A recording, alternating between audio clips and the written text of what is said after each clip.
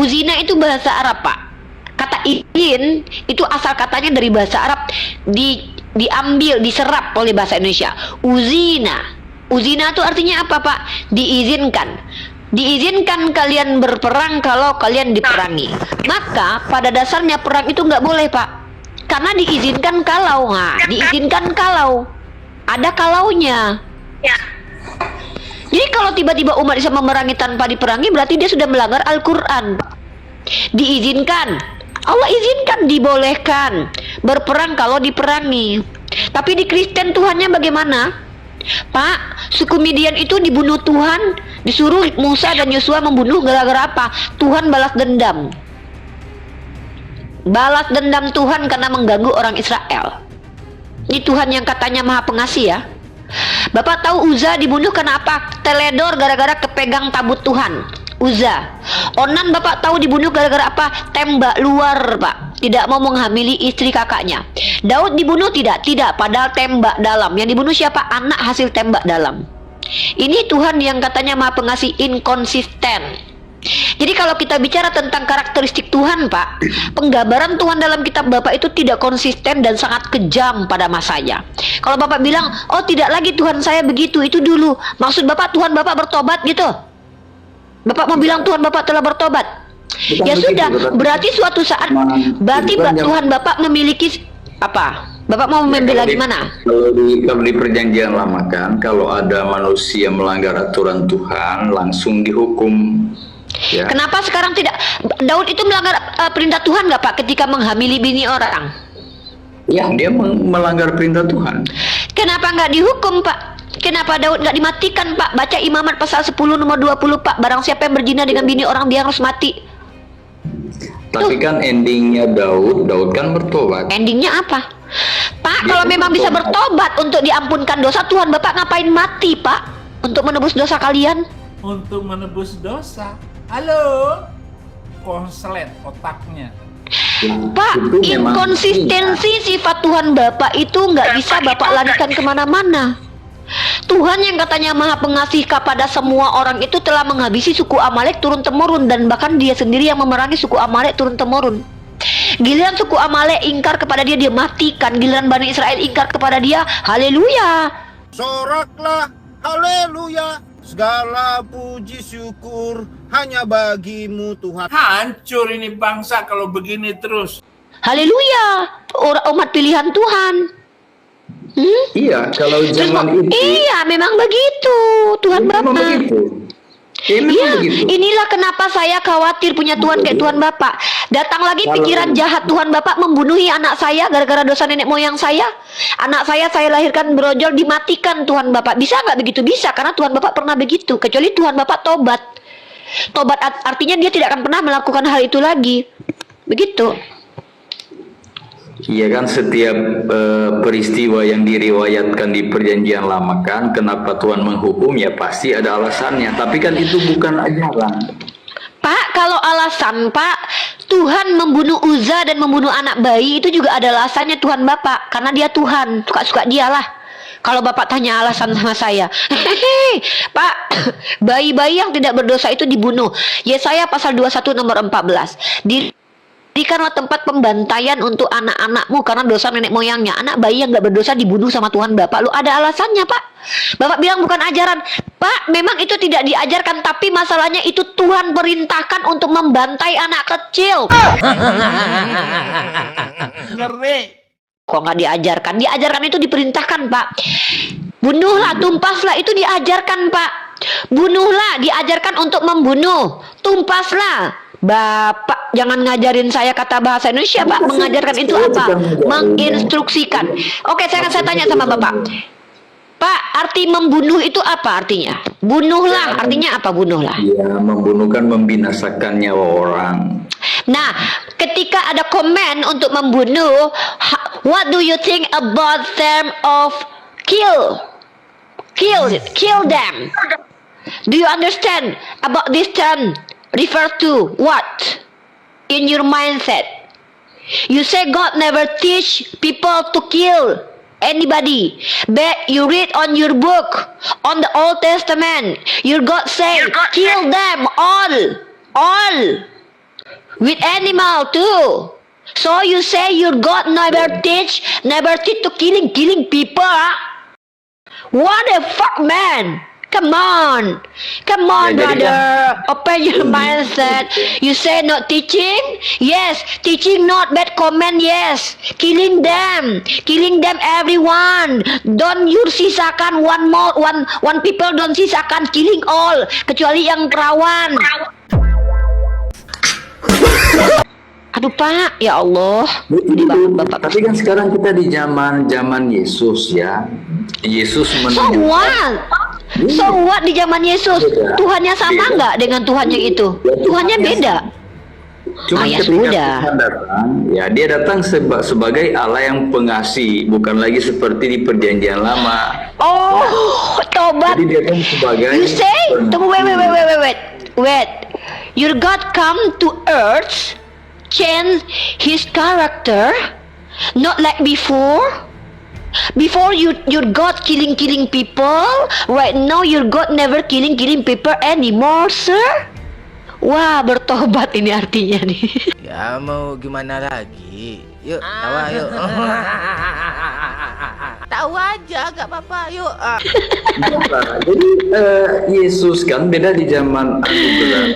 Aduh. Sama kalau Allah bertindak karena kesalahan orang langsung dihukum. Sekarang kan Yesus datang dengan hukum kasih, ya. Jadi dimaafkan supaya bisa taubat, bisa berubah. Ya, Zaman dulu kenapa dia kemana rasa kasih Tuhan Bapak zaman dulu? Dulu before he come being a human, where the lovely-nya mana dia? Mana dia waktu itu? Kasih sayangnya kemana waktu itu? Tidak ada, lupa, hilang. Oh my Ketika God. sekarang ya, kita membaca Alkitab ya, kita ambil intisari apa kehendak Allah ya. Jangan kita ambil kesalahan Nabi ya pada lalu-lalu untuk jadi ajaran. Kita hanya melihat apa yang tidak dikehendaki Tuhan ya. Ya misalnya Sodom dan Gomora ya, Tuhan tidak suka apa yang terjadi sehingga mereka dihukum.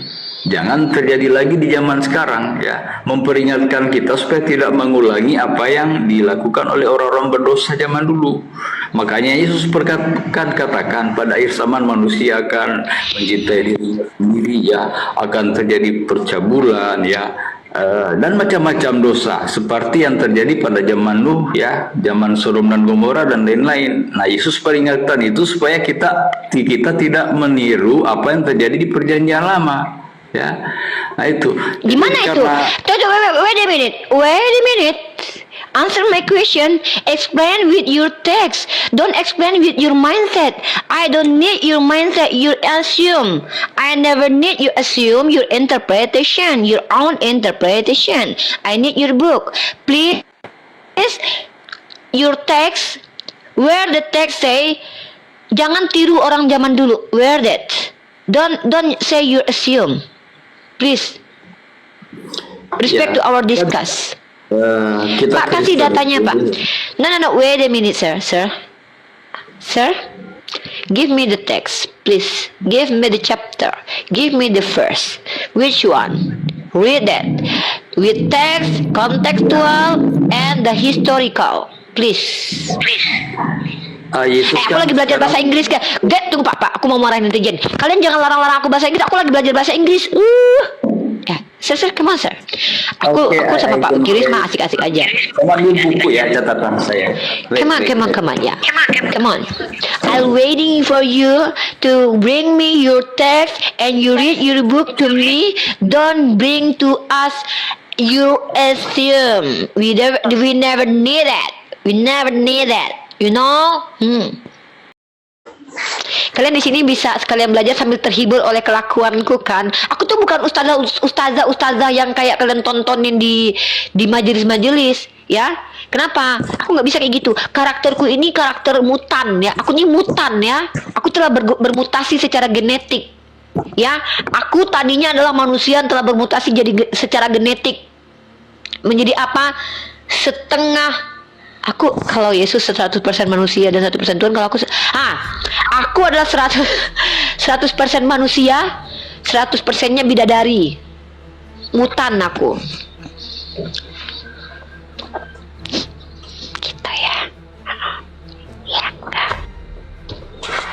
Pak Kris tuh seneng ngobrol sama aku. Soalnya aku kalaupun tegas keras dia tuh tetap aja tahu kalau aku tuh nggak jahat sama dia. Aku nggak pernah ngehujat dia. Tapi aku pernah marah sama dia. Soalnya dia berasumsi mulu. Buktinya dia seneng tuh. Tanya sama dia kalau nggak percaya. Pak, gimana Pak diskusi sama aku? Bapak merasa tersakiti, teraniaya dan ternista nggak diskusi sama aku? Enggak. Oh enggak kan? Enggak. Itu biasa-biasa. Apalagi kan apalagi walaupun Bapak diskusi sama wanita termanis di jagat TikTok. No debat.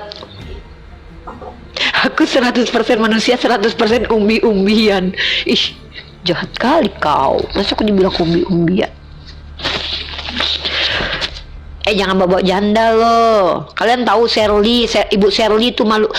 Ibu Shirley gubernur Maluku Utara tuh janda. Shirley Cebing mantan pendeta janda. Kalian tahu? Jangan gitu. Janda berkualitas lebih baik daripada perawan nggak berharga. Tuh kalian. Janda berkualitas lebih baik daripada 1000 perawan tak berdaya. 1000 perawan tak berkualitas. Oh ya, pembicaraan kita tadi di mana ya? Iya. Oh ya, kita bicara tentang ini Pak. Memerangi. Karakter Tuhan. Bukan, sebenarnya kita bukan titik fokusnya di peran. Oh, Allah kasih ya, Allah pengasih. Sebenarnya kita sedang membahas tentang karakteristik Tuhan yang inkonsisten. Ya. Dalam perjanjian lama tidak ada. Tuhan Bapa itu memperlihatkan kasih sayangnya, iya dilihatkan tapi pilih-pilih. Not for all. But when you God come to earth, being human, langsung berubah dia sifatnya. Bentar Pak, wait Pak. I give you narration. Ya, I give you naratif ya. Dengar ya. No, wait a minute. I want to explain. I want to make clear about my argument to you. Please you hear before we continue to discuss. Okay. Pertama, we talking about the characteristic of God. You say your God sangat mencintai lah, mengasihi. Okay. Okay, we agree. Yang namanya definisi define of God is have lovely. Mercifully atau apa tuh? Apa gitulah ya. Pokoknya intinya pengasih, penyayang, mencintai. Oke. Kalau dalam Islam, mencintai dan mengasihi Tuhan itu sejalan dengan keadilan Tuhan. Ya, itu sejalan.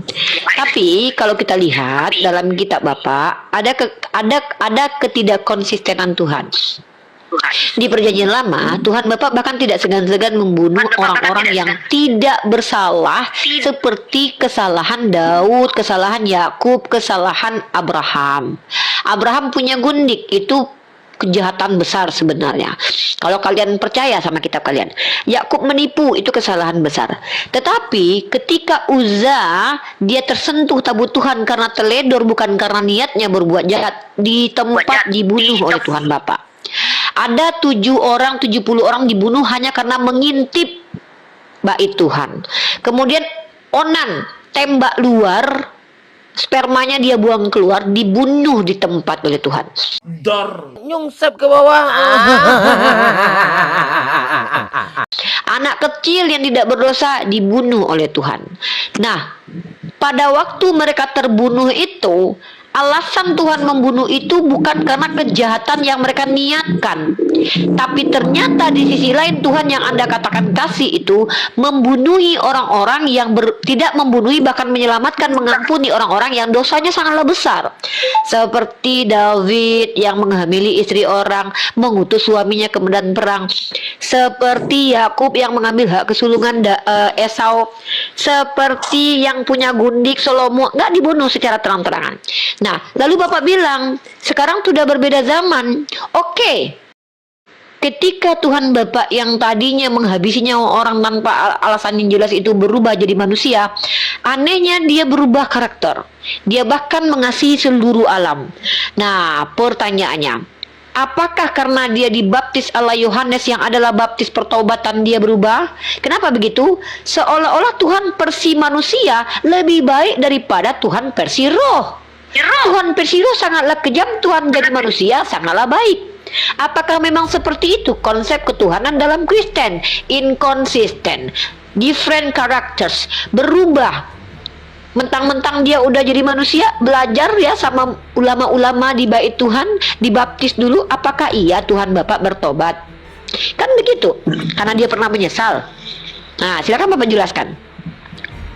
Not you, not with assume, please with your text.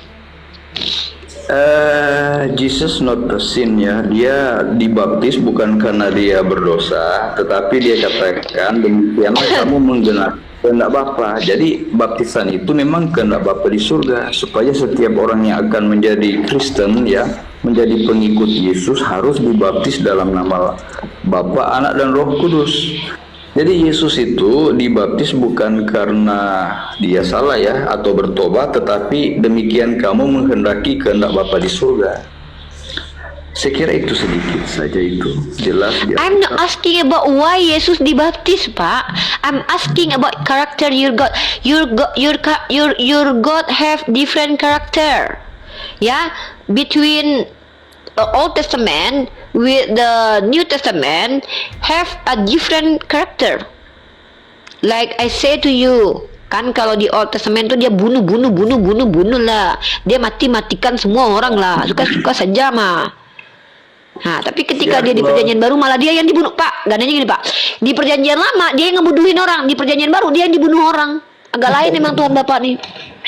Kadang gimana lah aku. Iya, Tuhan Bapak tuh gitu. Di perjanjian lama dia ngebunuhin orang, di perjanjian baru dia yang dibunuh. Aduh, hati tersiksa tapi mulut ketawa juga kan. Kan dikatakan di Yohanes 3 ayat 16 ya, dia dibunuh ya karena kasih Bapa akan dunia, supaya ada apa namanya, inilah kelakuan orang Kristen nih. Kalau udah ngejawab kayak gitu, lanjutlah Pak. Bapak jelasin aja lah biar kami mendengarkan. Nggak apa-apa lah, karena aku sangat respect dengan Bapak Kris ini ya. Bagaimanapun juga dia saudara kita. Tapi kacamata Bapak keren loh, Pak. Pak, kacamata Bapak keren loh. Bapak Kris ini pasti ganteng banget loh waktu mudanya loh. Mudanya ganteng banget dia nih. Ganteng banget. Lebih gantengan dia daripada Taipudin ya guys. Pak, aku dilamar Taipudin Pak tadi Pak. Ih gila Pak. Merinding. Merinding Pak sebadan-badan Pak.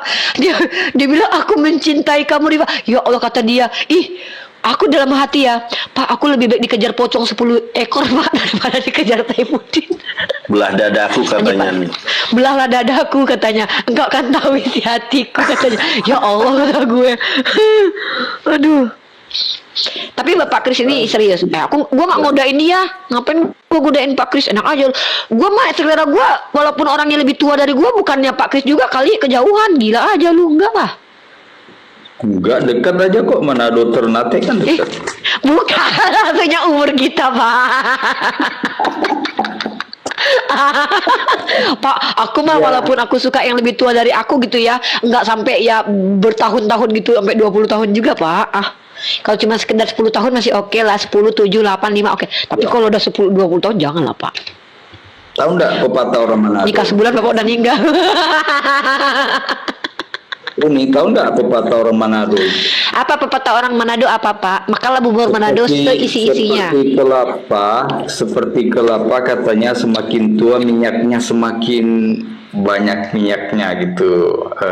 Maksudnya? Iya Bapak kelihatan banget minyaknya Pak, serius Pak. Bapak udah minyak. Bapak udah minyak. Bapak Kris ini salah satu teman diskusi yang aku cukup respect guys. Walaupun aku pernah marah-marahin dia karena aku nggak suka diasumsi. Aku bilang jangan asumsi mulu. Tapi nggak apa-apa. Beliau tidak pernah menghujat agama Islam. Beliau tidak pernah menghina agama Islam. Walaupun pertanyaannya itu sebenarnya mau coba serang-serang Islam tapi ketampol sendiri. Nggak apa-apa. Ya karena gini. Saya bertanya. Ingin tahu. Iya tahu. Contohnya ini ya, contoh ya. Bapak, aku tanya sama Bapak jujur. Mana lebih beradab di Komal Kristen atau di Komal Islam? Coba Bapak jujur, jangan pakai mentang-mentang Bapak orang Kristen. Jujur Bapak berkata sini. Mana lebih beradab di Komal Islam? Jujur ya. Di Komal Kristen itu banyak yang tidak beradab, tapi yang namanya tidak beradab itu di mana-mana ada. Iya paham, aku juga bilang kan nggak semua orang Islam juga beradab Pak. Maksud aku Bapak lebih nyaman di mana tuh kalau ngomong di Komal Kristen atau di Komal Islam? Saya lebih suka di Komal Islam karena kita kan diskusi Masya enak. Allah. Tapi Lah, ya kan? ya kalau Kristen sama Kristen kita Aduh, gatel itu. bicara apa, sedangkan kita sama toh. Kalau kita beda kitab, ini yang menimbulkan pertanyaan. Kok ajaran Islam seperti ini, ajaran Kristen seperti ini? Kita bisa tambah wawasan, tambah apa namanya? Tahu di Kristen juga beda-beda, Pak. Di Kristen juga berantem loh, Pak. Lah iya, saya juga bisa berantem dengan mereka kalau saya pemahaman saya berbeda dengan mereka juga bisa berantem. Tapi harap maklum lah kalau pengetahuan selevel itu ya kita nggak usah diladenin. Kalau levelnya ya kan tahu saya Uni tahu nggak saya Kristen di Deno mana? Belum. Aku tuh bapak tuh kalau nggak salah tuh kemarin pernah bilang memang denom bapak beda. Cuman aku lupa antara bapak ke Advent dari apa, aku lupa. Kalau nggak salah Advent ya. Ya, saya sama si Beni Lim. Beni Lim. Ini ya. Kalau saya ya. Jadi bapak ini nggak makan B2? Enggak, saya vegetarian malah nggak makan daging. Masya Allah. Ya. Nah, ada banyak alasannya kenapa saya harus jadi vegetarian ya. Makanya saya Jaga kesehatan. Kelihatan. Iya, emang umur bapak ada berapa? Ya. Nggak, bapak kelihatan umur 35, Pak. Ini gangguan mata apa gangguan ini saya? Pak, kalau saya udah ngomong sama orang Kristen 5 menit saya langsung gangguan ginjal, Pak, gangguan jiwa juga, Pak. Kenapa? Enggak, serius. Enggak, memangnya Pak Kris umurnya berapa? Ini aku suka dengan orang-orang Kristen seperti Pak Kris ini karena vibe diskusi kita itu bukan menghantam, walaupun aku kasih data yang memang ada tertulis di kitab mereka tuh, vibe-nya itu kita nggak sedang menghujat dan membenci mereka. Justru kita membuka Komal ini untuk mereka nyaman ngobrol sama kita. Kalau kita misalkan yang buka Komal bikin orang Kristen nggak nyaman, kan kita nggak sedang berdakwah dong. Ya kan? Nah, makanya Komal Yonatan Nandar ini salah satu Komal yang aku suka karena Yonatan Nandar sendiri adalah tipikal orang yang dia tuh nggak terlalu keras sama orang Kristen. Walaupun kadang nyebelin sih sifatnya Yonatan Nandar itu gitu ya. Ditanya aja sama orang Kristen gitu kan. Apalagi si Lina itu, kayaknya Lina jatuh cinta sama dia ini. Ompong katanya.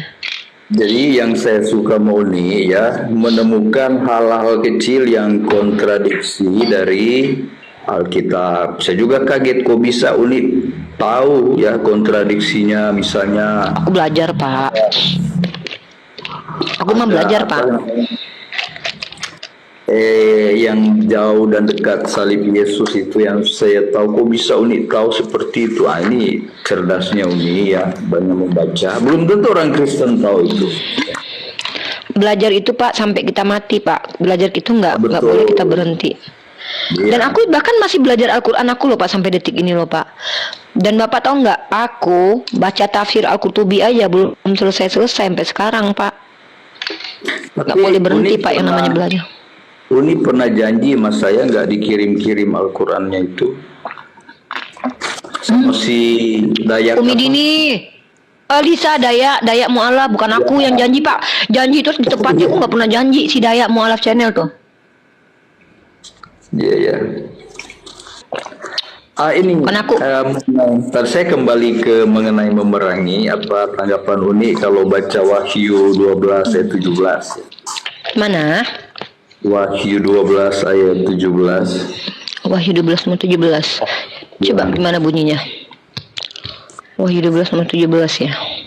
Maka marahlah naga itu kepada perempuan itu lalu pergi memerangi. Wait a minute. Wahyu 17. Ya, saya baca bahasa Inggrisnya ya, translate ya. No. And, Chapter what? 17 verse?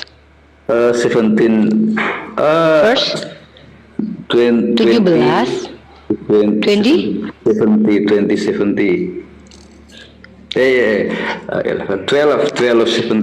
12 ya.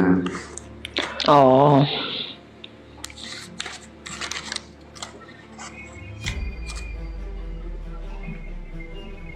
Oke, kita baca ya. Boleh. Maka marahlah naga itu kepada perempuan itu, lalu pergi memerangi keturunannya yang lain yang menuruti satu hukum-hukum Allah dan memiliki kesaksian Yesus. Ya. Nah, jadi memerangi di sini ya maksudnya memerangi yang menuruti ya hukum-hukum Allah dan memiliki kesaksian Yesus. Makanya kadang saya berpikir bahwa, tapi jangan tersinggung ya, kalau Iya. dalil-dalil Alkitab ataupun Al-Quran yang memerangi Kristen itu, saya pikir memerangi mereka yang memiliki kesaksian Yesus. Ini setuju enggak kalau saya bilang sedang memerangi Kristen itu dengan dalil-dalil ya? Gitu. Ya, itu kan interpretasi, Pak. Interpretasi itu hadir dari stimulus yang ada. Jadi gini, Bapak mungkin belajar, saya ajarkan sedikit Bapak psikologi ya. Bapak di-mute dulu karena Bapak double. Ada yang dalam istilah biologi itu, karena saya kan ngambil kuliah di prodi pertama sebelum saya pindah ke komunikasi penyiaran Islam, saya itu mengambil kuliah pendidikan agama Islam. Nah, mata kuliahnya salah satunya adalah psikologi yang paling banyak. Nah, psikologi umum, psikologi sosial, psikologi perkembangan. Jadi dalam ranah psikologi umum, Pak, ada istilahnya namanya persepsi. Apa persepsi itu? Persepsi itu apa yang keluar dari produk pikir manusia karena adanya stimulus. Stimulus itu apa? Apa yang Bapak baca, apa yang Bapak dengarkan, apa yang Bapak rasakan, apa yang Bapak indrakan, kemudian terkonseplah keluar, tersebutkan, terbacakan, atau menjadilah opini. Nah, Bapak sebagai seorang Kristen, Bapak harus membenarkan doktrin iman Bapak. Itu dulu. Jadi Bapak tidak objektif. Bapak subjektif di sini karena Bapak seorang Kristen. Maka kalau saya membaca kitab ini tanpa menggunakan doktrin Islam sama sekali, saya akan bilang begini. Ini sebuah kitab yang penulisnya anonim dan kita tidak tahu latar belakang secara pasti penulis ini pada waktu ini nulis sedang apa. Konteksnya apa? Cuman orang Kristen meyakini bahwa konteksnya adalah ketika Yohanes di Pulau Patmos melihat penampakan Yesus. Nah, kalau kita baca perikop yang dibuatkan oleh si pembuat perikop ini, yaitu pihak Kristen, di situ dituliskan judul Naga Memburu Perempuan Itu. Nah, dan ketika naga itu sadar bahwa ia telah sampai setelahnya, maka interpretasi dari Bapak dengan orang lain dipastikan tidak mungkin sama, kecuali kalian sama-sama mengambil interpretasi dari gereja yang sama. Nah, pertanyaannya adalah kemudian, kenapa saya harus menginterpretasikan tekstual yang tidak jelas secara kaidah ilmiah epistemologisnya ini? Saya tidak bisa menginterpretasikan karena saya tidak tahu ini penulisnya siapa. Minimal saya tahu dulu penulisnya siapa secara pasti. Karena kalau kita mau tahu pemahaman seseorang, kita harus tahu orangnya dulu. Kalau Bapak misalkannya tanya ke saya, Athanasius membuat sebuah karya tulis. Maka karena saya sudah mencari tahu siapa profil dari Athanasius, mantan penyembah pagan, kemudian orang yang memiliki doktrin Trinitas, maka saya bisa membaca, menginterpretasikan berdasarkan background dari si Athanasius. Nah, kalau kitab Wahyu ini sama sekali lost, Pak. Pertama, saya tidak tahu perempuan merujuk kepada siapa, naga merujuk kepada apa, apakah ini alegoris, apakah ini betul-betul tekstual, konteksnya bagaimana, bagaimana menentukan konteksnya ada di surga, di bumi. Jadi nggak bisa diinterpretasi. Kalau saya berani-beraninya menginterpretasi ini, apapun interpretasi saya pasti salah. Ini prinsip umat Islam, Pak. Bahkan jangankan menginterpretasi yang kitab yang tidak jelas epistemologisnya, Pak. Saat kitab suci kami saja yang jelas secara epistemologisnya bisa menjawab siapa, mengapa, di mana, dan bagaimana. Kata Rasulullah itu masuk neraka orang yang telah menginterpretasikan dengan akalnya. Karena yang tahu persis interpretasi atau tafsiran dari ayat itu adalah orang yang diberikan ayat itu. Siapa dia? Nabi Muhammad. Maka kalau kita ingin tahu ayat ini bicara tentang apa, yang menjelaskan haruslah si Yohanes. Coba Bapak suatu saat, Bapak gini deh secara ilmiah deh. Bapak tentu pernah sekolah. Bapak mungkin pernah kuliah, saya nggak tahu deh. Pernah nggak Bapak dulu waktu sekolah, guru Bapak pernah cuma ngasih buku doang, terus dia nggak ngajarin. Bapak disuruh memahami sendiri. Pernah gitu? Kalau sudah jadi dosen, kalau sudah UT misalkan ya, dikasih modul. Karena sudah critical thinkingnya sudah terbangun, konsep-konsep berpikirnya sudah jalan. Tapi ketika kita masih sedang belajar, kita nggak cuma dikasih buku Pak, kita dikasih apa? Guru yang mengajarkan buku ini. Mana ada SD, SMP, SMA cuma dikasih buku kau pahami sendiri. Kecuali memang sudah secara kontekstual sudah dipahami gitu loh. Tapi ada buku tiba-tiba lu ketemu buku, tiba-tiba lu paham sendiri buku itu tanpa lu sadar yang nulisnya bagaimana pemikirannya. Jadi kita ini tidak bisa interpretasi buku yang anonim. Karena kita nggak tahu orang ini bikin apa. Jangan-jangan ini ada kutipan puisi lagi. Jangan-jangan ini kutipan-kutipan karangan lepas. Nah, jadi mohon maaf untuk kali ini saya tidak bisa menjawab apa interpretasi dari ayat ini. Cuman kalau Bapak bilang itu menyamakan dengan perang, ya itu kan asumsi Bapak. Sah-sah saja Bapak bilang begitu. Silahkan saja. Tapi kalau Bapak ajarkan itu sudah apa namanya? Tidak berdasar namanya itu. Gitu Pak.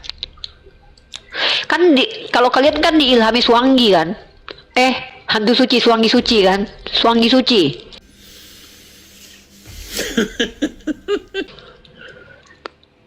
Holy Ghost. Zaman dulu kan sebelum ada Roh Kudus kan kalian menyebut Roh Kudus itu Holy Ghost, Swangi suci, hantu suci. Begitu. Ya. Begitu Pak. Gimana? Buka mic-nya Pak Kris. Roh Holy Ghost ya. Holy itu artinya Holy roh. Ghost. Bukan, Holy itu suci, Ghost itu hantu. Oh, ghost hantu. Roh itu hantu. roh itu dari bahasa Semit, Pak. Ruah sama ruh. Yang ada cuman Holy Ghost di kitab Bapak sebelum ada Roh Kudus. Ngambil dari Al-Qur'an tuh Roh Kudus. Kalau Holy adanya Spirit, Ruah Kodes. Holy Spirit. Holy Spirit. Holy Spirit. Spirit itu kan dari kata logos. Spirit itu kan boleh tuh definisi dari logos juga. Holy, suci. Dua holy. Jadi dua Holy Spirit dan Holy Ghost ya. Roh setan dengan Roh Kudus gitu. Iya terserah lah, mau Holy Spirit kek, mau apa kek, yang penting nggak ada Roh Kudus sebelum kalian ini menerjemahkannya di LAI. Mana tahu kalian Roh Kudus, kan kitab kalian bahasa Yunani. Yang ada tuh Holy Ghost, Swangi suci. Suami suci ya ada. Swangi. Wah, Swangi. Swangi kan itu hantu bukan ya? Lah Bapak kan saya bilang Holy Ghost. Bapak baca terjemahan dulu deh, Holy Ghost. Lah, emang. Pneuma bahasa Yunaninya Pak, pneuma. Pneuma. Kalau di Padang namanya hantu balau. Saya bukan ahli bahasa ya, jadi bahasa Yunani. Kan berbagi Pak di sini kita ilmunya. Iya. Saya kan belajar. Saya sering Menurut pepatah Pak dengar ya, saya ajarin Bapak pepatah Cina ya Pak. Nih saya ajarin Bapak pepatah Cina. Artinya gini Pak. Belajarlah kepada orang yang tahu. Nah, itu artinya. gitu ya. Kalau orang yang sok tahu nggak bisa ditanya. Jangan Pak, itu mah Edis. Jangan. Ku Edis sok tahu? Apa sok taunya Edis? Dia kan punya data saya lihat. Oke. Kasih. Saya ilustrasikan gini. Saya ambil data dalam kitab Bapak. Di situ ditulis Yesus mengambil keledai. Itu saya bilang Yesus pencuri keledai. Menurut Bapak gimana? Saya berdata lu, benar berarti ya saya ya? Benar saya berarti ya? Benar nggak? Yesus pencuri keledai. Nah ini dia. Kalau kita menampilkan satu data dan tidak menempatkan data itu secara proporsinya Pak, bukan berarti kita sudah benar. Jadi dalam dunia dialektika ini nggak cukup kok cuman berdata. Makanya saya bilang tadi tekstual, kontekstual, fakta historis. Ilmu-ilmu lain kita masukkan dalam situ. Contoh, kita bicara sebuah teks yang sudah lama. Kita gunakan data itu sesuai dengan tempatnya. Maka ilmu alat-alat yang bisa kita gunakan untuk membuktikan bahwa apa interpretasi kita sesuai dengan teks itu, gunakan ilmu antropologi, gunakan ilmu psikologi, gunakan ilmu ilmu bahasa, ilmu bahasa lah, ilmu filologi, pembacaan teks-teks lama, gunakan ilmu arkeologi. Artinya, kalau kita sudah punya data, lalu kita membaca data secara salah, itu belum tentu benar. Sama, saya bilang Yesus curi keledai, boleh nggak saya bilang begitu? Atau Yesus bunuh diri, ada datanya kok, ada datanya nih. Yesus menyerahkan nyawanya untuk mati, ya bundirlah. Atau Yesus Tuhan yang penakut, karena dia pernah ketakutan. Nah, bisa nggak seperti itu diksi-diksi begitu?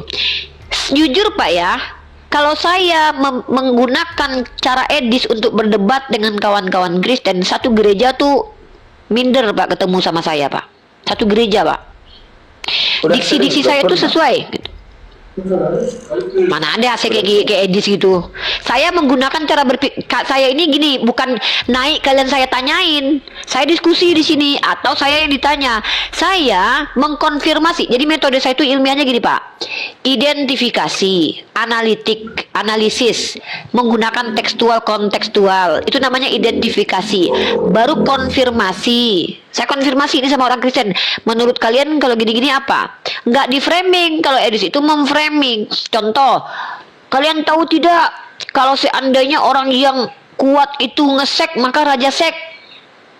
Dia bikin sendiri itu istilah. Nah, maka nabi kalian raja sek. Nah, definisi yang dia bawa sendiri itu tidak sesuai dengan definisinya. Karena yang disebut dengan raja seks adalah orang yang merajai hubungan seksual.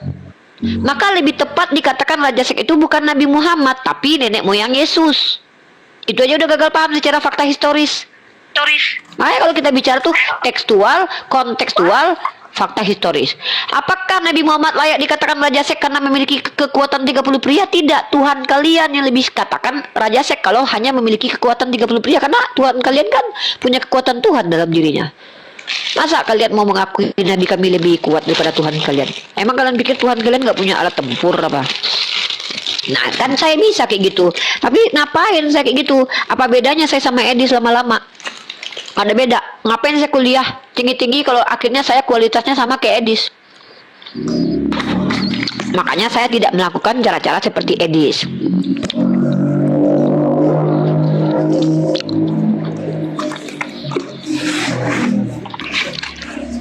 Oke, jadi tadi tentang memerangi di Wahyu 12:17 memang ada penjelasannya juga itu. Kalau naga kan lambang setan ya, si ular ya. Memerangi. Tunggu, wait a minute sir. Before our continue, please you define what the term please you define about term the naga itu. Naga itu perlambangan iblis. Coba tunjukkan dulu tekstualnya tuh yang ngajarin di mana. Silakan. Naga si ular tua itu pernah dijelaskan Bang Suma. Naga itu adalah si ular tua iblis. Oh, berarti kita merujuk kepada pendapat Bang Zuma ya. Oke, baik deh. Kalau pendapat guru saya oke lah. Berarti kata Bang Zuma si ular tua itu adalah iblis. Oke. Jadi ularnya udah tua yang godain Adam, bukan ular muda. Udah tua. Oh. Terus Pak, gimana selanjutnya? Ya, artinya yang diperangi mereka yang menuruti hukum-hukum Allah dan memiliki kesaksian Yesus. Jadi ada memerangi dengan doktrin-doktrin juga kan termasuk di sini, dengan ajaran-ajaran yang berbeda dengan hukum Allah. Sepanjang sejarah peradaban manusia yang memerangi orang Kristen itu orang Kristen sendiri, Pak. 600 tahun Inkuisisi Katolik merangi Protestan. Bertahun-tahun Protestan memerangi orang Yahudi.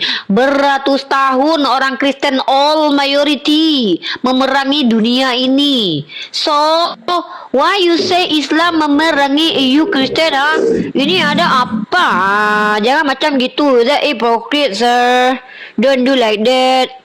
Please you open the histories of the book of histories about Christian people killing all people many years. Gimana itu ngomongnya? Bertahun-tahun.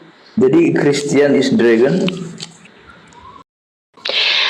Kalau kita bicara tentang yang memerangi banyak orang itu secara universal adalah setan, ya mau nggak mau ya harus diakui bahwa agama Kristen yang paling banyak memerangi sejak zaman dahulu kala, sejak kehadirannya.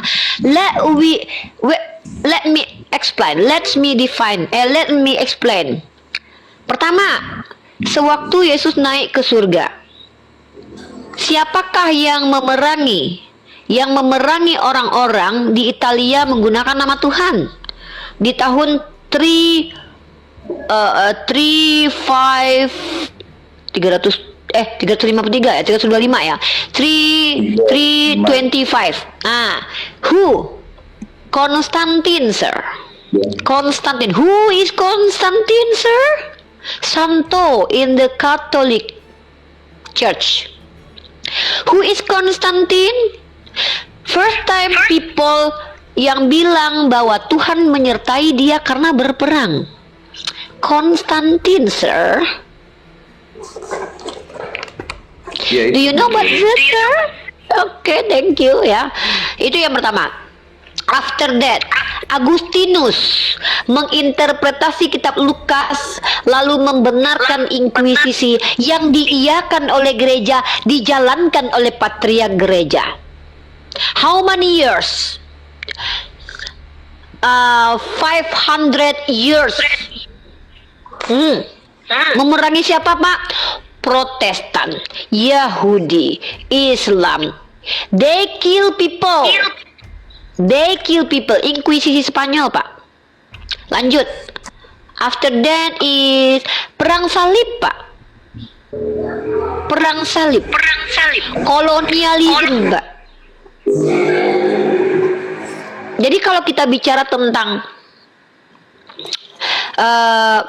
ya jelasin lagi nih. Kalau aku lagi belajar bahasa Inggris, jangan kau pula ketawakan aku bahasa Inggris. Masih mending aku belajar daripada kau baca Bible aja kau nggak mau ya. Jadi gini, tolong Bapak tunjukkan kepada saya sepanjang sejarah peradaban, kerusakan peradaban karena ajaran dan kelakuan umat Islam itu kapan, di mana, siapa, mengapa, di mana. Coba. Sebagaimana saya dengan lantang dan dengan tegas dengan secara sejarahnya menjelaskan kejahatan orang-orang Kristen secara komunal, tolong Bapak explain to me where, when, who. Coba tunjukin kapan, siapa, mengapa, di mana, bagaimana kejahatan umat Islam yang menggunakan kitab sucinya untuk menghabisi nyawa orang. Silakan. Iya, saya belum baca-baca mengenai perang Islam dan lain-lain, enggak. Nah, berarti nggak cocok. Kalau sudah dikatakan bom Bali itu bukan perang, Daniel, kau pun Daniel inilah kadang-kadang. Bom Bali itu bukan perang, yang aku tanya perang nih membedakan teroris yang teroris personal dengan perang, dia nggak bisa. Perang itu kelakuan komunal, kolonialisme, perang salib, inkuisisi itu termasuk tuh komunal tuh, karena dilakukan secara otoritas tuh dari gereja tuh. Masa membedakan perang sama ini aja nggak bisa? Ada aja. Mana? Naik ke sini cahaya. Perang Muhammad. Tunjukkan Nabi Muhammad berperang karena apa? Sini naik ke atas. Ya, kalian temenin Pak Kris di sini. Nah itu Pak. Jadi kalau Bapak bilang si ular naga itu suka memerangi, ya Kristen lah, secara historis dan fakta. Kalau nggak percaya kita bahas yuk pakai ChatGPT aja nih. Aku udah beli ChatGPT Premium loh by the way. Sombong kali ya gue ya. Nggak, sejujurnya aku lebih senang ngobrol sama ChatGPT sih daripada sama teman-teman Kristen, karena jujur aku merasa nggak tega gitu. Jadi Pak Kris silakan deh. Kita ngomong masalah kejahatan agama Kristen, oke? Kalian tahu nggak ada perang 30 hari antara Katolik dengan Protestan? 30 tahun. Waduh, bentar ya. Ini aku tunjukin.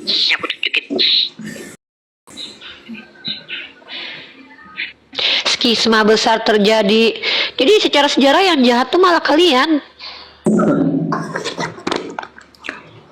Iya, memang fakta sejarah banyak demikian, tapi kan itu masa lalu. Kalau kita bicara nubuatan itu harusnya digenapi siapa? Masa dikatakan kami umat Islam naga tapi kami tidak terbukti memerangi, kan berarti nggak sesuai itu. Barangkali si ini yang tahu siapa tadi yang dibawa itu. Suruh naik aja Pak. Saya nggak mau. Mohon maaf Pak, tapi kalau saya kenapa mau Pak, sebenarnya sama saya diskusi ini udah mahal loh Pak. Bapak kenapa saya mau? Karena Bapak baik.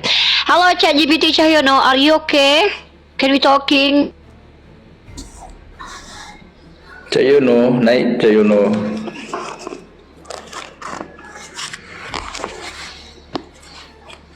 Bentar Pak. Ya.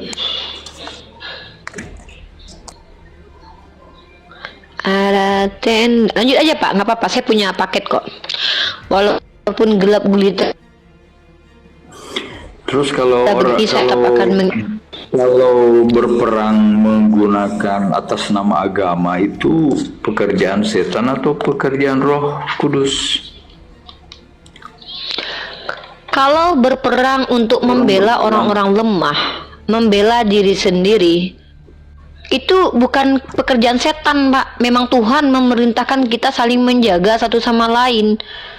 Mana ada Tuhan yang benar itu mengajarkan kalau kau diperangi lalu kau serahkan dirimu, pikulah salib, tuh nggak ada kayak gitu. Itu namanya agama yang merugikan diri sendiri dan merugikan orang lain, itu agama setan. Di Islam mengajarkan untuk supaya kita tidak merugikan diri sendiri, apalagi merugikan orang lain.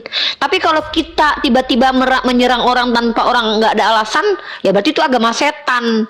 Kalau di Islam kan diizinkan berperang kalau diperangi. Iya kan, di Alkitab dikatakan jangan membalas kejahatan dengan kejahatan. Kan kejahatan itu membunuh, memerangi, membunuh kan kejahatan. Jangan membalas kejahatan dengan kejahatan. Itu di Alkitab ya, saya pernah baca. Ya tapi Tuhan Bapak ngebunuh Yesus Pak. Bapak itu jangan dibawa membunuh Tuhan. Enggak. Bapak jangan bilang gitu. Tuhan Bapak aja dibunuh dulu supaya Bapak selamat. Nggak usah Bapak jangan membunuh. Aras itulah mati itunya dek. Apa namanya? Colokannya. Kok Tuhan bunuh Yesus? Bapak jangan Bapak jangan membunuh orang Tuhan Bapak. Gini loh Pak, Tuhan Bapak tuh nggak konsisten. Gini loh, gini. Tuhan Bapak tidak konsisten. Dia bilang jangan membunuh, tapi kalian selamat kalau Yesus dibunuh, yang membunuh manusia lagi. Artinya secara tidak langsung ketika Tuhan kalian melarang orang membunuh, dia memfasilitasi orang untuk membunuh Yesus. Kan dia yang membuatkan Yesus harus dibunuh. Dia melarang orang membunuh. Dia pengen orang selamat, tapi dia memfasilitasi orang untuk buatkan pembunuhan kepada Yesus, kecuali dia sendiri yang membunuh Yesus. Ini enggak, dia membiarkan tuh manusia-manusia yang katanya mau diselamatkan itu untuk dibunuh. Kan lucu. Gimana ceritanya itu Pak? Jangan kau membunuh, tapi dia utus anaknya untuk dibunuh. Itu namanya Pak, itu namanya ngelecehin manusia, tahu? Bilang ini Kak, sama anak kecil nih, saya ilustrasikan nih. Ada anak kecil, jangan kau makan es krim, tapi anak itu dimasukkan ke dalam freezer yang isinya es krim semua. Apaan kayak gitu? Jangan kau membunuh ya, tapi kau bisa selamat kalau kau bunuh itu Tuhan. Bener aja Pak. Jangan kau makan es krim, jangan kau ngambil bini orang ya, tapi kau masukkan bini orang ke dalam kamarnya. Karena ada aja kayak gitu. Aja lah Pak. Emang Yesus dibunuh Tuhan? Kan dibunuh manusia-manusia yang dirasuh setan itu.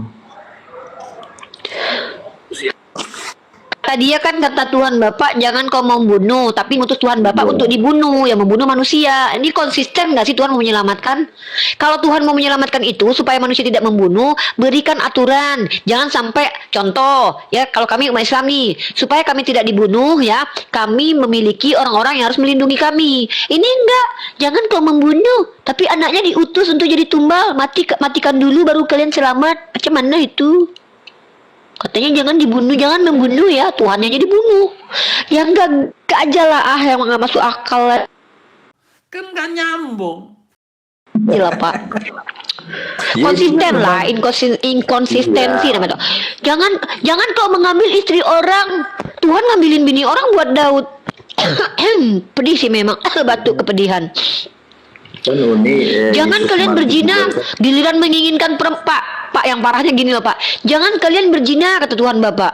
Barang siapa yang menginginkan perempuan dalam hati itu sudah berzina. Pak, menginginkan dalam hati aja loh Pak. Taipudin tuh menginginkan dalam hati, tadi sudah berzina dia tuh. Aduh, Mak Jang, gimana orang mau nikah kalau nggak menginginkan dalam hati? Ay Mak, kadang-kadang kadang-kadangnya. Maksudnya kan barang siapa melihat, memandang ya, kemudian mengingini, ya kalau istri orang janganlah. Sebab kalau jadi istri tidak mungkin kita tidak. Nggak ada lihat, di situ tidak istri orang. Tidak ada di situ tertulis. Jangan nama-namain firman Tuhan, tapi di firman Tuhan ditambahin. Nggak ada di situ istri orang. Barang siapa yang memandang dan menginginkan dalam hati, maka dia telah berzina. Saya tanya, Bapak pernah menikah kan sama istri Bapak? Bapak pingin nggak dia kalau sebelum menikah itu? kalau mau menikah itu kan jelas didahului dengan kita mengingini. Ya sudah, Bapak udah berzina dulu sebelum nikah. Loh, barang siapa yang menginginkan dalam hati, maka dia sudah berzina. Tuh Bapak menginginkan istri Bapak. Semua orang Ya, Kristen sudah berzina karena kalau itu menginginkan dalam alasannya, hati. Kecuali nggak orang menginginkan istrinya dulu dalam hati. Makanya aku bilang gitu loh Pak. Jadi inilah yang aku bilang, bahwa kebenaran itu tuh konsisten. Nah, kita ngomong sama ChatGPT dulu ya. Uni nanya boleh? ChatGPT kejangkan. Ya boleh, boleh. Ada ayat Al-Quran Kenapa? pernah saya baca, tapi lupa di mana ya. Ikutilah dia, jalan yang lurus itu ditulisnya Isa Al-Masih. Benar nggak di Al-Quran begitu? Jalan yang lurus itu. Di ayat mana itu? Di ayat mana ada jalan yang lurus? Mana ada ayatnya? Jangan nambah-nambah, jangan merusak. Halo ChatGPT, adakah tertulis dalam Al-Quran? Ntar Pak, aku tanya dulu ChatGPT nih. Bapak, jaringannya nge-lag ya? Tentu, kita bisa berdiskusi sekarang. Tapi maksudnya jangan ngurus akal itu gimana ya? Kamu lagi kesal atau maksudnya ingin bahas sesuatu dari sisi iman aja, tanpa terlalu banyak logika? ChatGPT, saya mau bertanya, bisakah kamu menjawab sekarang dengan eksplisit, cepat, straight to the point, nggak bertele-tele kayak Pak Kris Walujan? Mana saya bertele-tele, pertanyaan saya singkat kok.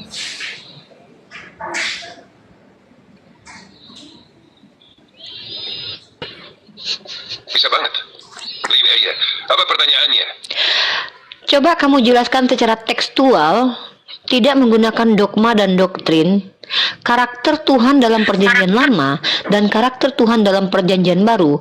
Bisakah dikatakan konsisten? Karena Tuhan di perjanjian lama membunuh kadang orang-orang yang kesalahannya kecil, tapi membiarkan orang yang dosanya besar, seperti membunuh Uza, lalu membiarkan David. Tapi Tuhan yang jadi manusia itu bahkan melepaskan pesundal yang dikatakan diampuni. Nah, pertanyaannya adalah, dari semua cerita ini, menurut kamu Tuhannya orang Kristen itu secara tekstual konsisten atau tidak secara karakter? Jawab cepat, singkat, padat, nggak bertele-tele kayak Pak Kris Walujan.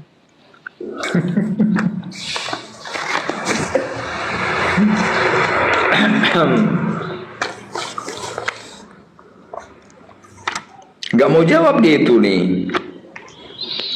Lagi mikir dia Pak, biar di otak. Pak, dia kalau ngomong dia mikir dulu Pak, nggak kayak orang Kristen Pak. Kalau ngomong tuh mikirnya nanti belakangan, baru ngomong duluan baru mikir. Kalau ini dia mikir dulu Pak, baru ngomong. Nih kayak Sayyidina Ali bin Abi Thalib ngajarin Pak. Agamanya apa itu? Yang Bicara dulu sebelum berpikir. Baru pikir dulu baru bicara. Kalau Kristen dulu Pak, orang Kristen Pak ngomong dulu Pak, mikirnya nggak pernah mikir, nggak mikir malahan.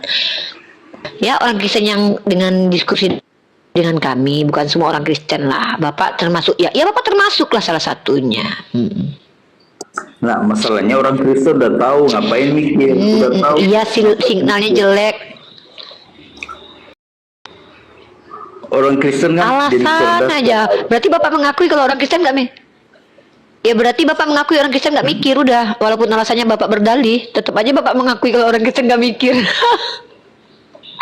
Ya kalau tertulis kan Kalau udah tertulis demikian, ngapain kita mikir lagi? Toh? Kalau Ya udahlah sudah kalau gitu Bapak ditulis, akui kalau orang Kristen nggak mikir. Ya udah ya nggak perlu Bapak mikir karena udah cerdas, sudah. udah tahu. Berarti Bapak sudah mengakui kan? Ya udah berarti saya nggak salah kalau bilang orang Kristen kalau diskusi sama kami tuh nggak mikir, like ya. Record guys, kalau perlu kalian ambil di YouTube Yonatan Nandar nanti ya. Yang butuh video lengkap diskusi aku sama Pak Kris di Yonatan Nandar. Kalau mau ngelaporkan itu jangan potong-potong ini video, ambil seluruhnya ya.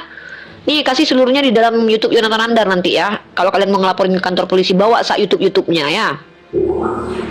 Lah kita kan nggak ada apa namanya Siap-siap kok. Aku udah siap dari 6 tahun yang lalu loh boys. Aku bilang ya seluruh orang Kristen yang mau ngelaporkan, laporkan ke kantor polisi Uniriva. Kalau kalian bisa membuktikan, kalau kalian nggak bisa buktikan, kalian kulapor balik. Hah? Kau pikir aku takut dilaporkan sama kau? Laporkan aku. Kau rekam ini. Kalau perlu kau ya. Halo ChatGPT, saya mau bertanya, apakah Tuhannya umat Kristen dalam Bible secara tekstual, kontekstual, etimologi, esensi, ontologis, konsisten secara karakter? Karena dalam kitab Perjanjian Lama Tuhan banyak membunuh orang-orang tidak bersalah seperti anak kecil. Tapi Tuhan di Perjanjian Baru bahkan dibunuh, bahkan dia tidak pernah membunuh. Gimana menurut kamu?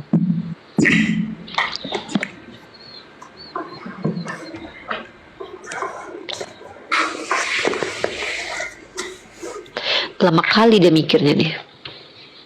Kalau kita lihat secara tekstual dan kontekstual, karakter Tuhan dalam Perjanjian Lama dan Baru memang terlihat berbeda secara ekspresi. Tapi banyak teolog berpendapat bahwa esensinya tetap konsisten, Bapak, saya kudus, adil, dan penuh kasih. Di Perjanjian Lama, Tuhan tampil sebagai hakim yang tegas. Hukuman keras, termasuk kematian, sering diberikan sebagai bentuk penegakan kekudusan dan hukum moral, termasuk terhadap umat pilihan sendiri. Contohnya Uza mati karena menyentuh tabut, yang secara hukum memang tidak boleh. Tapi Daud meskipun berdosa besar, bertobat dengan sungguh-sungguh dan itu sangat ditekankan dalam teks. Sedangkan di Perjanjian Baru, fokusnya bergeser ke kasih karunia dan pengampunan yang memuncak dalam inkarnasi Yesus. Dia tidak membalas kekerasan dengan kekerasan, sabar. bahkan menyerahkan diri untuk disalib. Tapi bukan berarti dia tidak adil. Hanya ekspresi keadilannya memakai pendekatan korban dan pengorbanan. Secara etimologi dan ontologi, umat Kristen percaya Tuhan itu esa, tidak berubah, immutabilitas. Oke. Maka dari itu, cara Tuhan bertindak di dua perjanjian itu dianggap sebagai bagian dari satu narasi Ini besar. secara teologi ya, secara teologi. Dinyatakan. Jadi jawabannya, secara karakter, teks Kristen mengklaim Tuhan itu konsisten. Teks Kristen Tapi ya. ekspresinya berbeda sesuai zaman dan tujuan wahyu. Kamu sendiri gimana melihat perbedaan itu?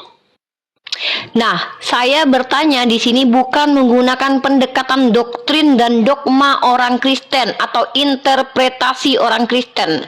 Saya mau kamu menjawab menggunakan pendekatan tekstual, ontologis, critical thinking tentang keadilan. Apakah Tuhan bisa dikatakan adil ketika membunuh anak kecil yang tidak berdosa dalam Perjanjian Lama karena kesalahan nenek moyangnya, tapi kemudian Tuhan itu menjelma jadi manusia, tapi justru menyelamatkan orang-orang berdosa? Tolong dijawab tidak menggunakan doktrin Kristen sama sekali, tapi menggunakan critical thinking.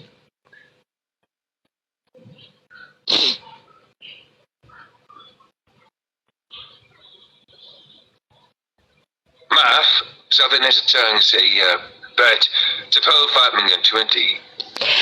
Tolong dijawab kembali, tidak menggunakan doktrin agama Kristen, dogma agama Kristen, pendapat para teolog, tapi menggunakan tekstual dan critical thinking dan juga secara esensi ontologis, filsafat umum. Apakah benar Tuhan itu adil ketika membunuh anak kecil karena kesalahan bapaknya dalam Perjanjian Lama, yaitu Daud yang anaknya dibunuh karena kejahatan perzinahan Daud, tapi kemudian Tuhan yang sama katanya justru dia mati dibunuh karena menyelamatkan orang berdosa.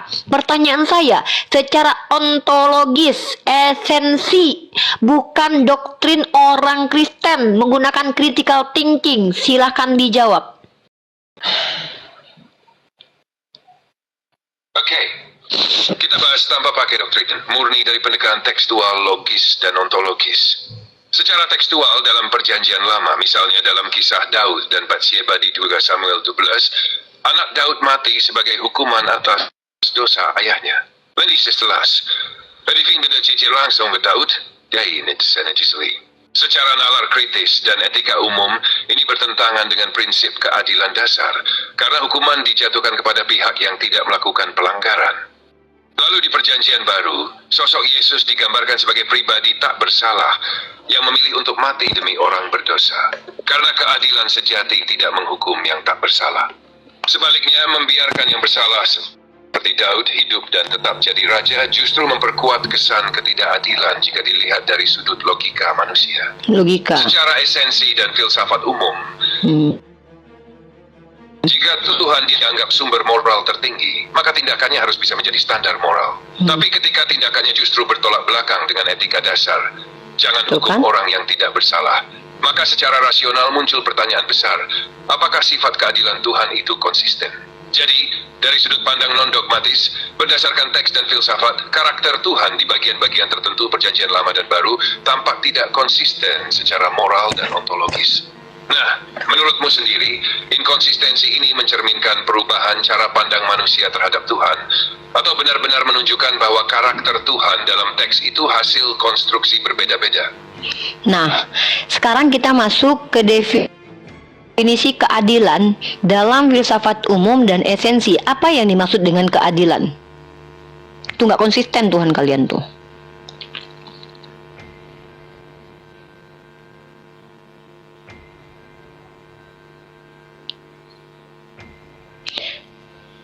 Oke, coba kamu jelaskan secara filsafat umum, secara ilmu ontologis ya, apa yang dimaksud dengan keadilan?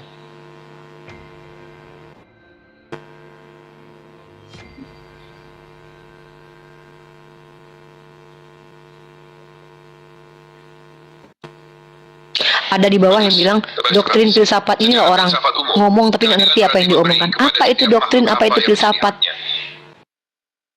Bukan berdasarkan selera, tapi berdasarkan kesetaraan Ngomong asal moral dan ketik aja, nggak rasionalitas berpikir dulu. etis. Plato misalnya menyebut keadilan sebagai tiap bagian menjalankan fungsinya dengan baik tanpa mengganggu yang lain. Aristoteles menyebut keadilan sebagai keutamaan yang paling sempurna, yaitu memperlakukan orang sesuai dengan apa yang pantas berdasarkan tindakan dan kapasitasnya. Secara ontologis, keadilan adalah ekspresi dari tatanan moral yang tertanam dalam realitas. Di segi pampatetik desadil, berarti itu kesesuaian antara moral dasar dan tindakannya. Nah, poin penting. Dalam semua pendekatan itu, anak kecil tidak bisa dimintai pertanggungjawaban atas dosa orang tuanya. Karena ia belum punya kehendak moral. Jadi, membunuh anak kecil karena dosa ayahnya secara ontologis bukan keadilan, tapi ketidakadilan. Dengan standar itu, tindakan seperti yang dikisahkan dalam perjanjian lama, misalnya kematian anak Daud, tidak bisa dibenarkan secara ontologis maupun etika rasional, apalagi jika Tuhan dianggap sebagai sumber keadilan mutlak.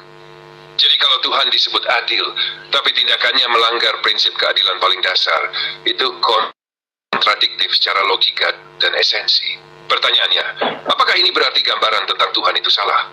Atau memang keadilan dalam teks itu adalah bentuk lain yang menabrak keadilan rasional? Menurut kamu, keadilan Tuhan itu absolut dan konsisten, atau justru fleksibel tergantung narasi?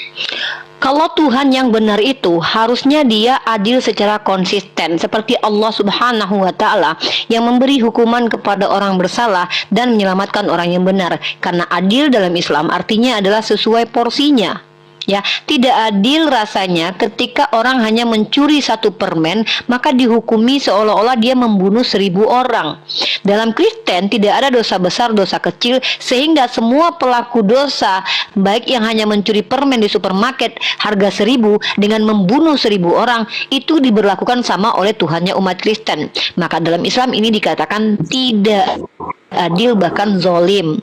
Bahkan lebih zolimnya lagi adalah Tuhannya umat Kristen membunuhi anak-anak kecil dulu di zaman perjanjian lama, tapi kemudian menghabisi nyawanya sendiri ketika dia menyelamatkan orang-orang berdosa. Bayangkan, anak kecil tidak berdosa dibunuh untuk orang berdosa, dan bahkan yang baik dan benar dibunuh untuk menyelamatkan orang berdosa. Apakah ini yang disebut dengan keadilan? Menurut keadilan secara moralitas yang disepakati oleh seluruh manusia. Silakan dijawab. Ini saya tanya boleh? Bentar, kita dengan ChatGPT dulu. Karena saya mau, bentar, kita definisi keadilan ini yang beda, Pak. Saya mau tahu keadilan dalam Kristen itu apa? Menyelamatkan orang jahat, Maaf, membunuh. saat ini saya sedang sedikit Oh. salah. Tidak dapat mengerti apa yang Anda katakan. Bentar ya Pak, saya ulangi lagi. Silakan kamu menjawab narasi saya. Taruh Pak. Saya mau tahu nih secara narasi nih.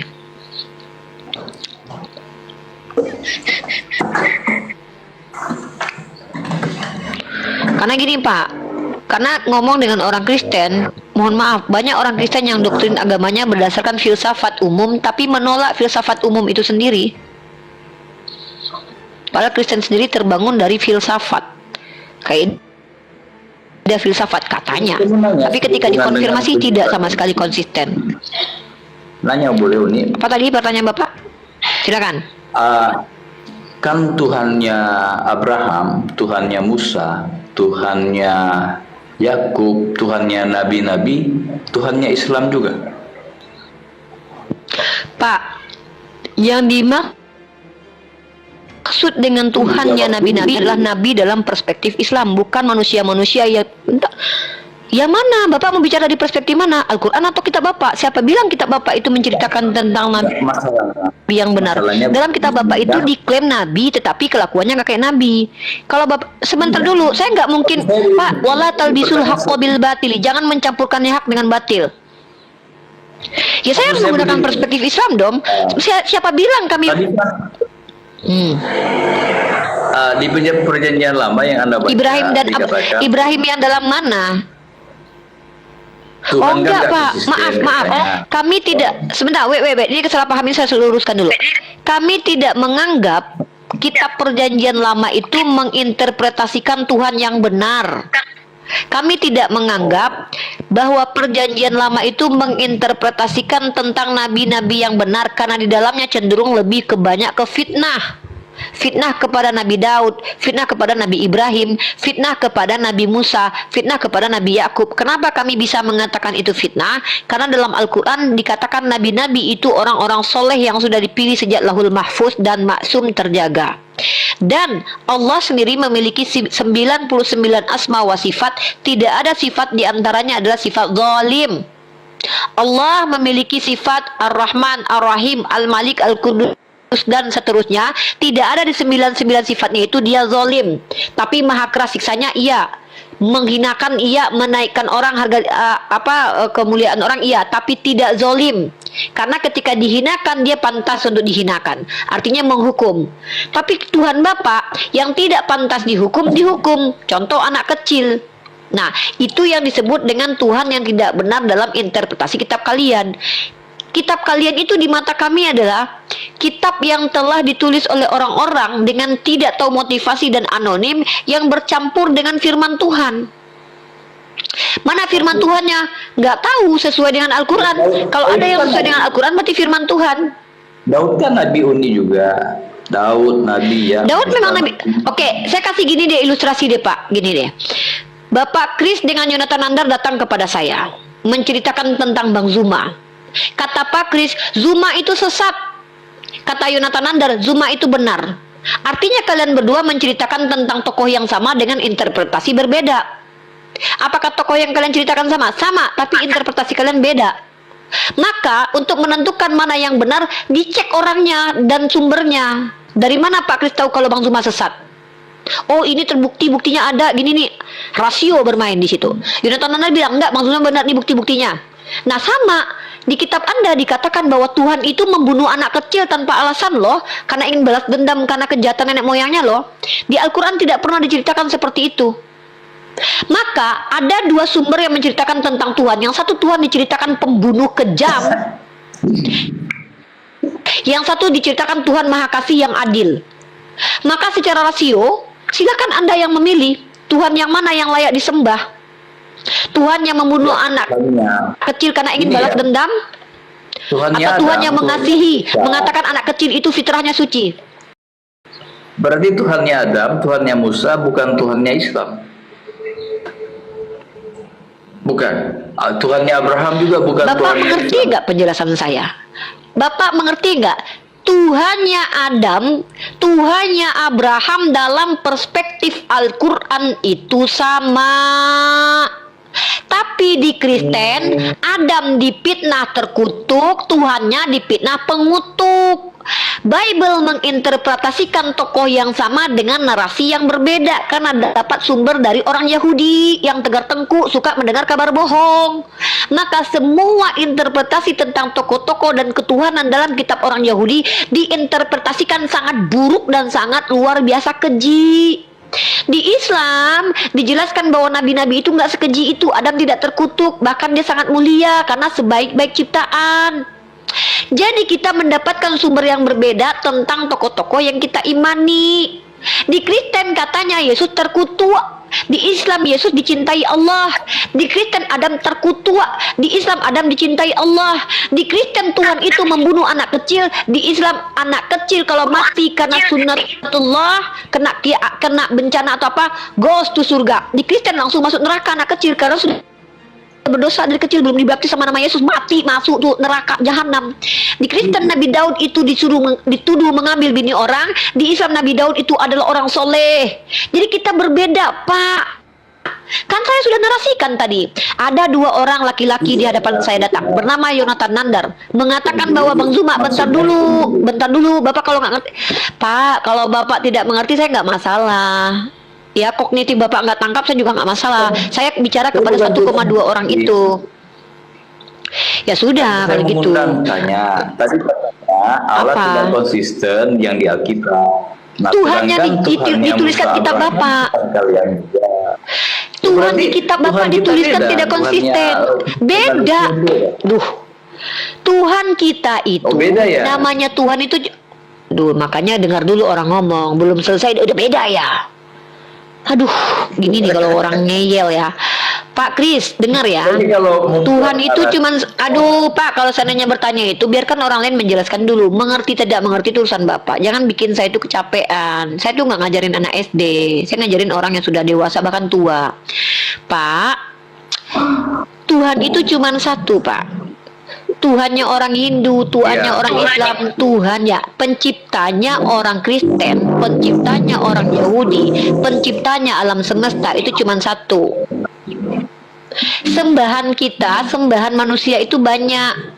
Orang Yahudi punya sembahan, orang Kristen punya sembahan, yang disembah itu banyak, orang Hindu punya yang disembah. Artinya pencipta itu hanya satu, pencipta yang tidak diciptakan itu hanya satu. Tapi sembahan kita berbeda-beda. Nah, hanya saja sama-sama mengklaim. Kristen mengklaim menyembah kepada Tuhannya Abraham. Islam mengklaim menyembah kepada Tuhannya Abraham. Di Kristen dijelaskan Tuhan yang disembah Abraham itu Tuhan yang membunuh anak kecil karena balas dendam, karena dosa nenek moyangnya, bukan karena anak kecilnya yang bersalah. Di dalam agama Kristen dikatakan bahwa Tuhan yang disembah Abraham itu adalah Tuhan yang membunuhi orang-orang yang kadang dosanya kecil, tapi menyelamatkan orang yang dosa-dosanya besar. Artinya kita membicarakan sosok entitas yang sama, tapi interpretasinya beda karena kita dapat sumber beda. Kalian sumbernya dari orang Yahudi, kami sumbernya dari Allah. Sumber dari Yahudi itu menjelaskan bahwa Tuhan yang diinterpretasikan orang Yahudi itu Tuhan yang zolim. Tapi dalam Islam diluruskan karena Islam terakhir datang meluruskan tuduhan-tuduhan terhadap orang agama terdahulu, yaitu agama yang dibawa Musa, agama yang dibawa Abraham. Makanya Al-Quran meluruskan bahwa nabi-nabi itu maksum, nggak keji.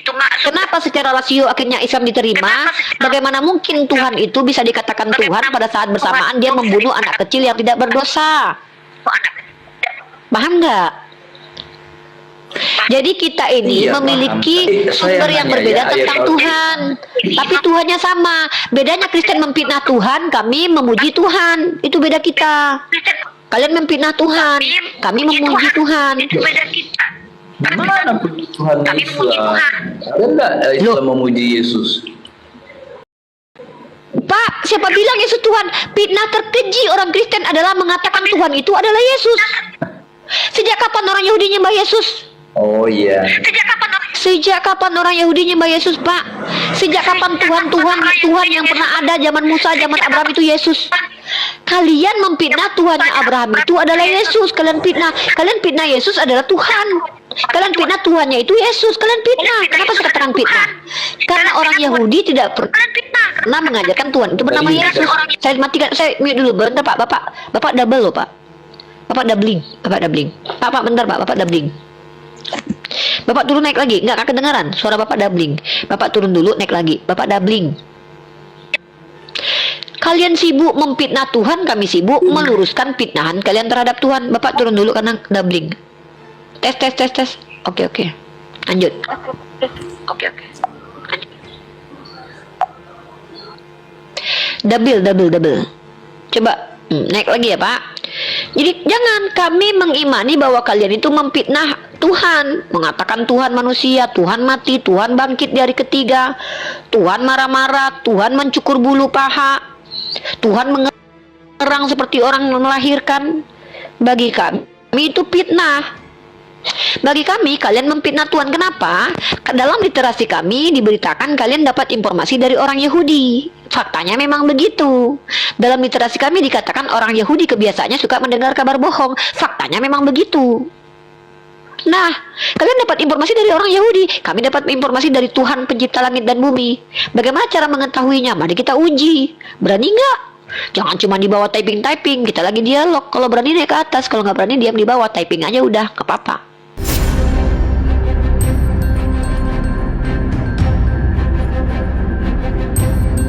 The religion of Jesus was Islam. Because with Allah, there is only one religion. He says, Inna ad-dina inda Allahi al-Islam.